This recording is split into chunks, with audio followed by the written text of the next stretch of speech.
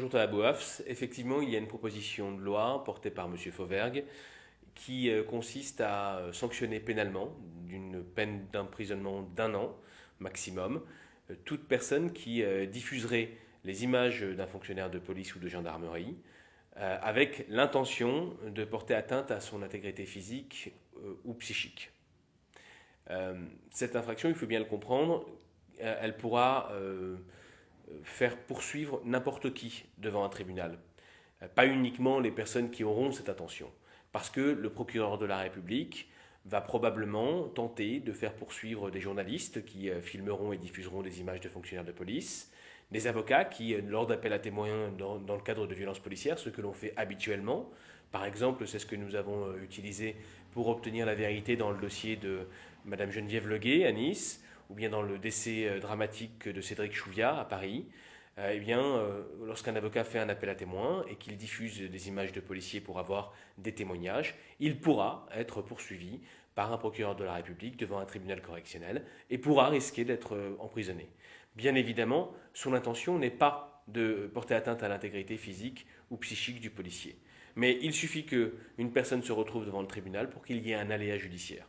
En plus, il suffit qu'un policier aille chercher devant un médecin des UMJ, c'est-à-dire des unités médico-judiciaires, un certificat disant qu'il a été atteint lui-même psychiquement par cette diffusion pour qu'il y ait un vrai risque de condamnation, soit d'un journaliste, soit d'un avocat, soit de n'importe quelle personne sur un réseau social. Être poursuivi devant un tribunal, c'est très lourd. Ça implique de payer des frais d'avocat, ça implique de préparer pendant très longtemps sa défense, avant d'être poursuivi, avant d'avoir une audience devant un tribunal. Et donc ça implique beaucoup de pression.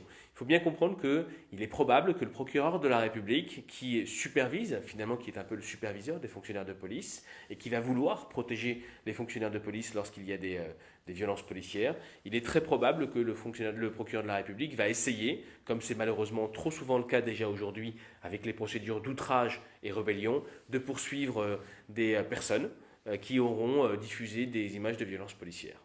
C'est une demande récurrente des fonctionnaires des syndicats de police que de voir cette interdiction inscrite dans le code pénal. Il faut bien comprendre que...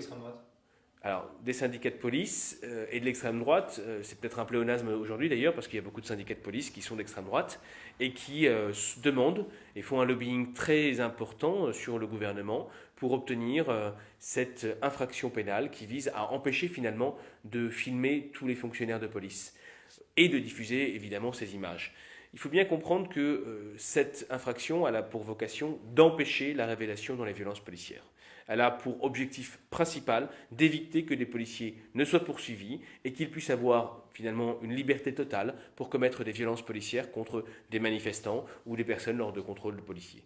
À partir du moment où on ne peut plus diffuser les images de policiers, on change un petit peu de modèle de société ou de fonctionnement social, parce qu'il faut bien comprendre que la police est un service public. C'est-à-dire que c'est un service qui doit être vu par le public.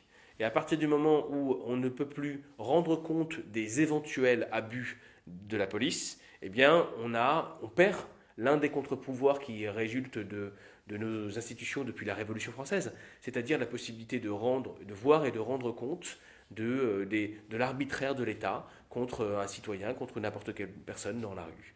Et c'est dramatique parce que, effectivement, c'est toute la philosophie des Lumières, celle qui a vu aussi la naissance des journalistes qui sont l'une des principales cibles de ce texte, puisque ce sont les journalistes qui vont être principalement visés en ayant filmé et diffusé ces images.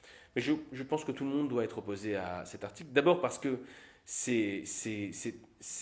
l'objectif, encore une fois, de cet article, c'est de pouvoir voir sans être vu.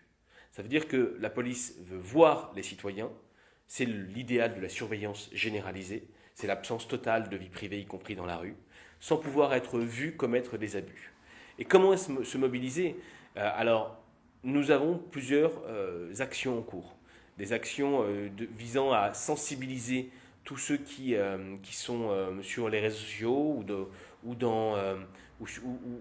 n'importe quelle personne qui pourrait regarder ces actions. La première action, c'est des vidéos qui vont bientôt être diffusées, des vidéos de victimes de violences policières qui n'auraient jamais été reconnus dans leur qualité de victime s'il n'y avait pas eu des vidéos qui avaient été diffusées sur les réseaux sociaux, des vidéos qui comportaient notamment des images de fonctionnaires de police.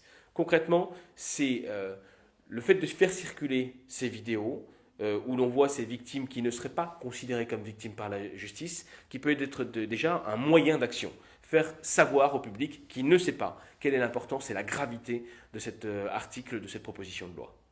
Comment les citoyens peuvent faire pour se mobiliser contre cet article de loi avant qu'il ne passe, s'ils sont effectivement opposés comme vous à ça?